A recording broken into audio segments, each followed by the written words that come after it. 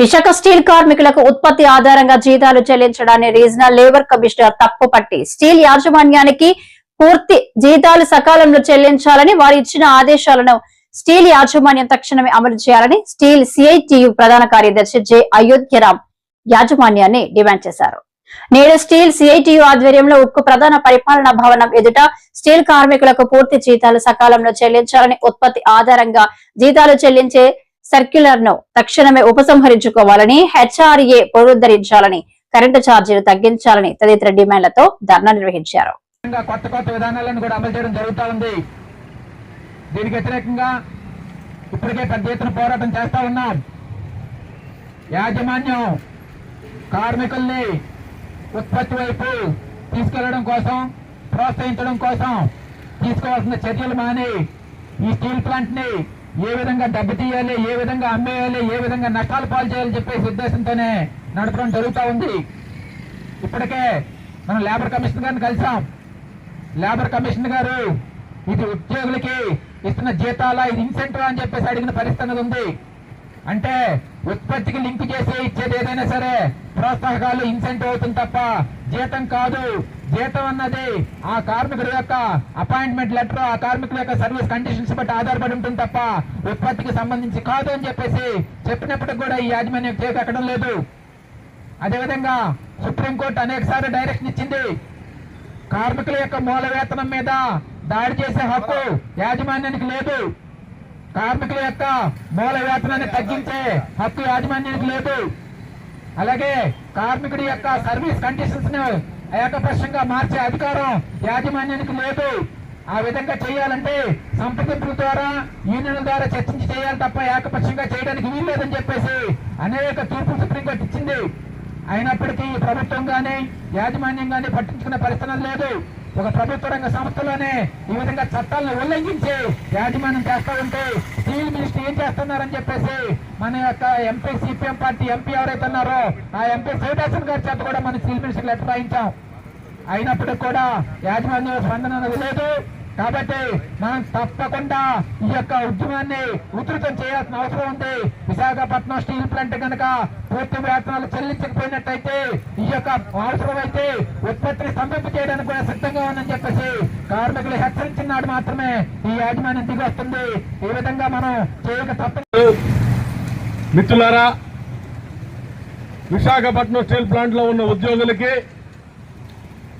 Regional labour commissioner central ఇచ్చిన ఆదేశాలని తూచా తప్పకుండా యాజమాన్యం పాటించాలని కోరుతూ ధర్నా జరుగుతూ ఉంది. గతంలో ఇచ్చిన ఆర్డర్స్ ని బేఖాతరు చేశారు. ఇది మీకు పొగరా కండ కావడం అని చెప్పేసి అడుగుతా ఉన్నాం.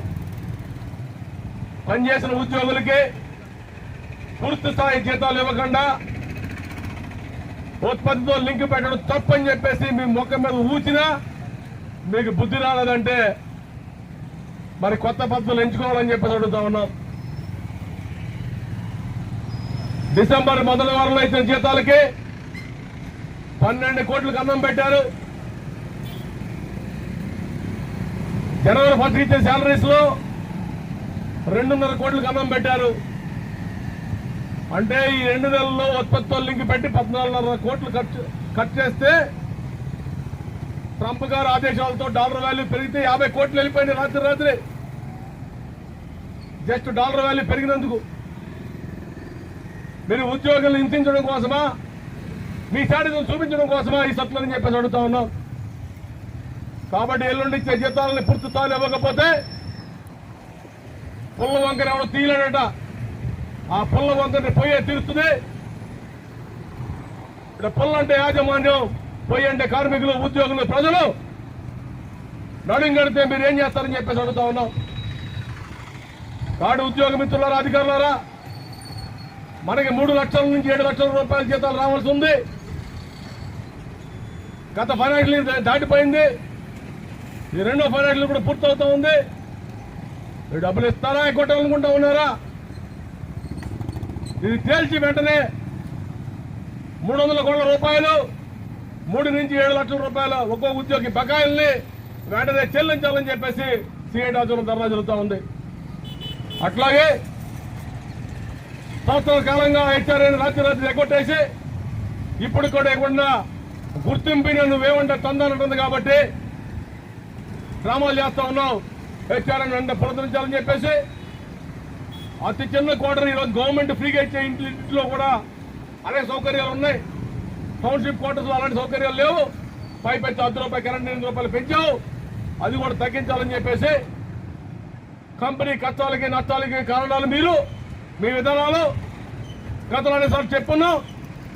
డిసెంబర్ నెలలో 6,14,40 టన్నుల హాట్ మెటల్ ఉత్పత్తి చేసినప్పటికీ ₹110 కోట్ల క్యాష్ లాస్ వచ్చింది. ఎందుకు వచ్చింది? మీ విధానం కాదా?